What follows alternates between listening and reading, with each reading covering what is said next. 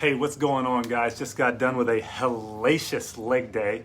I am starting a segment. It's going to be a daily segment. It's called Ask WillMac.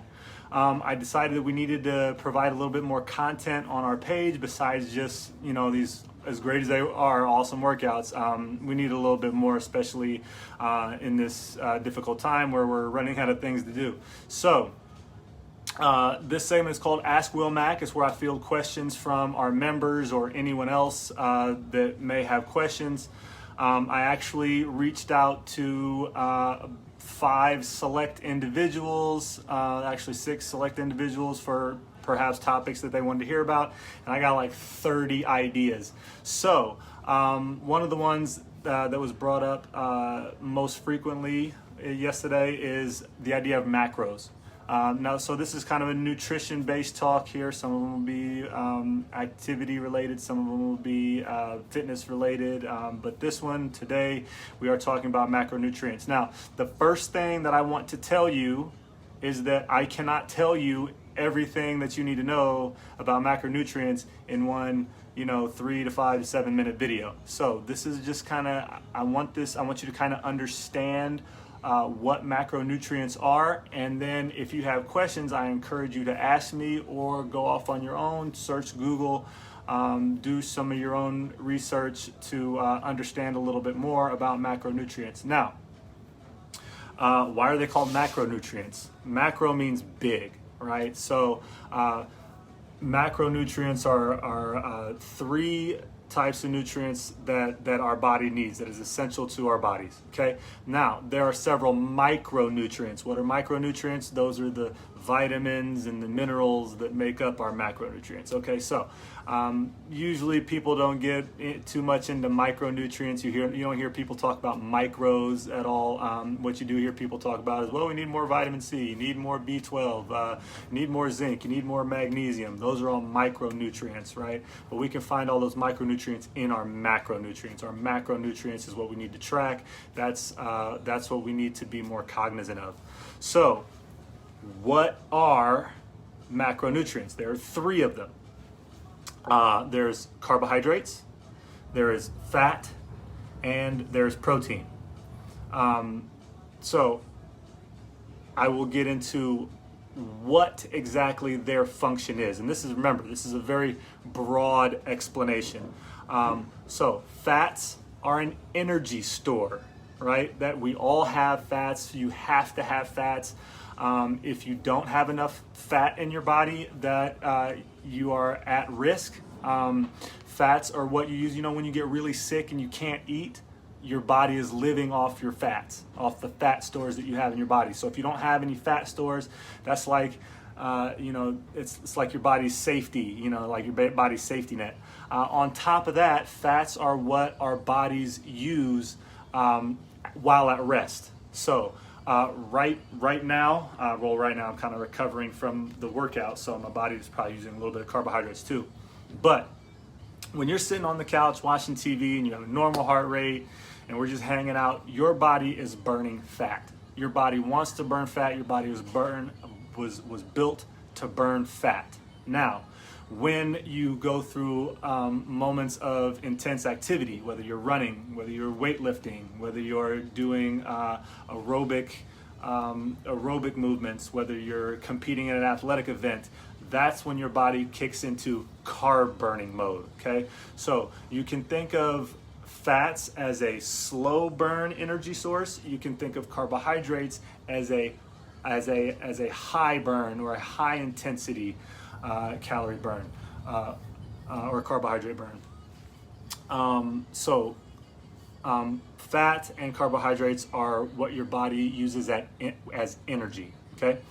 Now, protein is the building blocks. Okay, your body can use protein as an energy source when it is depleted of its fat and carbohydrates. But that probably, when you get to that, if you guys watch Naked and Afraid, right?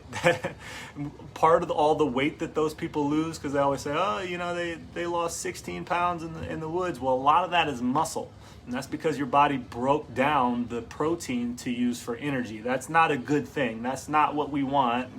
We don't live on Naked and Afraid. We live in the real world. And what we want is lean muscle. And protein is, you can think of that as the bricks that your body uses to build the muscle. If you want to think of your muscle as a brick house, right? Your bicep is a big brick house. The protein is the building blocks of your muscle. So your muscles are made of protein, okay? So we know what macros are now. We know what the purpose of each of them is. As far as diet goes, how much do we need, right?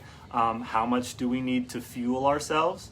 And then how much do we need to take in to build the lean muscle that we talk about, right? We work out because, in part we lift weights because we want to break down muscle. We stress the muscle, we break it down. How much protein do we need to build that muscle up and build that lean muscle that we always talk about? Now, Abby and I have done extensive research on top of just being immersed in the fitness industry for the past 7. Abby, she's actually been a trainer longer than I have, 8 years. So we have a little over 15 years experience between us. Just being immersed in the fitness community, we've been exposed to a lot of theories, lots of diets, lots of fad diets, lots of eating styles. And on top of that, we've also done a lot of research. And so through our knowledge that we've gained, through experience and the research that we've done, and listen, by no means is this written in stone, right? I have not published any papers or anything like that. But what I've found to be the most successful is on a daily basis, you want to have 30% protein, 30% fats, and 40% carbohydrates. That means of your allotted calories, right? And this is a discussion for another time. This is another Ask WillMac. How many calories should I be eating on a daily basis? But of those calories, they say the standard diet is 2,000 calories. Let's just take that as a raw number. Of that 2,000 calories that you ingest on a daily basis, 30% of those calories need to be from protein. 30% of those calories need to be from fat, and 40% of those calories need to be from carbohydrates, okay? So that is actually in some circles of thought, even though carbohydrates make up 40% of the caloric intake in this little model here, and protein and fats is 30-30, this is considered a low or conservative carbohydrate way of eating. All right. Some people will tell you that you need as much as 60% or 70% carbohydrates, and some diets like keto, like Atkins, will tell you that you need even less. So maybe 25 or 30%. What I find is most tolerable, because we all want carbohydrates. Your body needs carbohydrates. When you are on a lower carbohydrate intake diet, you can feel a little bit sluggish. So what I found for my clients and my members is that 40% of your caloric intake should be carbohydrates. And that's what's going to keep you fueled. That's what's going to keep you fueled for workouts.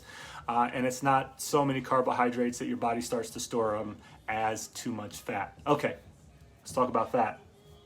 How much fat do you need? Well, I just said 30% fats. Listen, so we work out for an hour, roughly an hour of the day, right? As a matter of fact, willpower workouts are only 45 minutes. So that means there's, give or take, 17 wake hours and another 6 to 8 15 wake hours, and then another 6 to 8 when you're sleeping.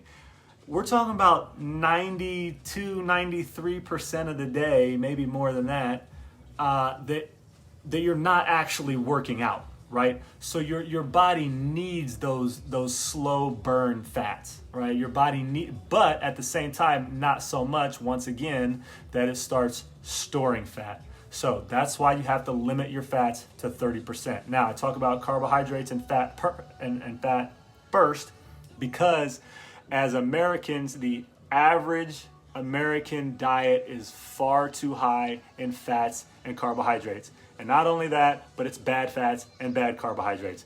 Once again, that's a discussion for another time. But I'm going to say it again. The standard American diet is far too high in carbohydrates and fat. So that brings us to the challenge. It is protein. That is the challenge. That's what's hard to get in. 30% of your diet should come from protein. That is your building blocks. That is what's hardest to get in. Now, if you're curious as to what proteins are really good, then go ahead and hop on willpowerlive.com. In the top left-hand corner of the screen is the menu. And that's where you'll drop down Power Nutrition. You can see the Power Nutrition guidelines. We've got a grocery store list on there and everything else. How do you track your macros is MyFitnessPal. Once again, I'm going to talk a little bit more about MyFitnessPal in another segment. I am going to wrap this whole thing up. I think I've talked for long enough here, but I just wanted to give examples of macronutrients. So this is chicken breast. Okay, my brother-in-law grilled up some chicken breasts. This is lemon pepper. I think he might have put some Lowry's on there, but I'm going to have this throughout the day. That's a way to keep your proteins up. Carbohydrates. This is a carbohydrate, and it's an apple. All right. Another example of a carbohydrate is bagels. Right. We all love bagels. You shouldn't have bagels every single day, but once again, if you're logging on MyFitnessPal, it's not a bad thing to squeeze in. You can always eat half a bagel. You don't have to eat the whole thing. We'll get more into that.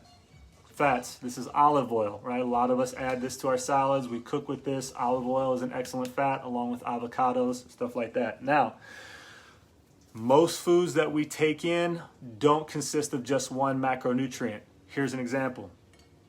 This is an egg. A lot of people say, well, there's a lot of protein in eggs, which is true, but eggs are mostly fat. So if you want to get more protein in your diet, it's a good thing to eat eggs, but you have to understand that you also need some leaner protein, like chicken breast, like lean ham, or something to go with this. Like I say ham, like if you're gonna have breakfast, it's really good to have a ham, steak, and eggs. That is a high protein, very beneficial breakfast. Okay.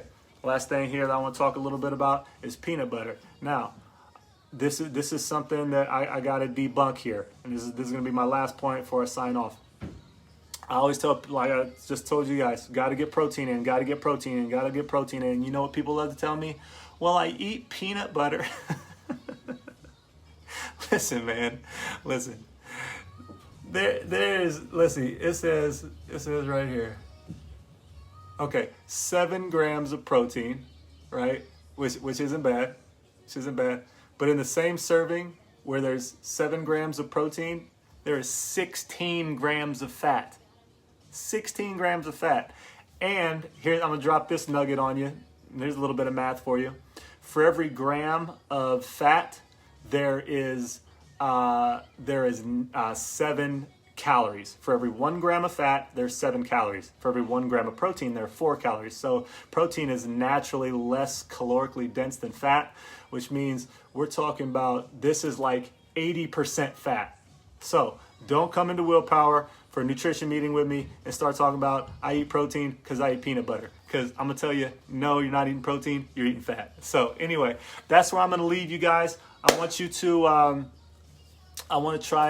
try to make it your mission to get some more protein in. Log your food. That's an excellent way to keep yourself accountable and put yourself on the right steps for success. Macronutrients: fat, carbohydrates, protein. WillMac signing off. Peace.